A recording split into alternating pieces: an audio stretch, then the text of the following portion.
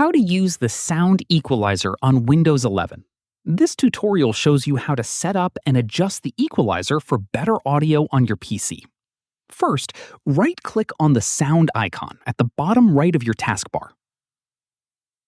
From there, click on Sound Settings.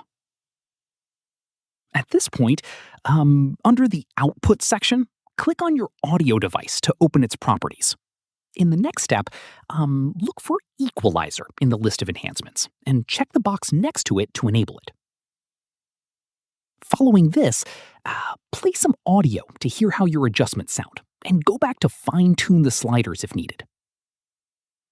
From here, if the equalizer option is not showing up under enhancements, your audio driver may not support it natively.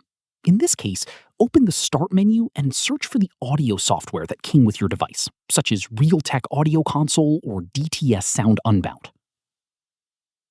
At this point, open the audio software and look for the equalizer section within it. From there, adjust the equalizer settings from within the software, and the changes will apply to your system audio automatically. Finally, once your equalizer is set up, play a variety of audio to test how it sounds across different types of content and adjust as needed. And that's it.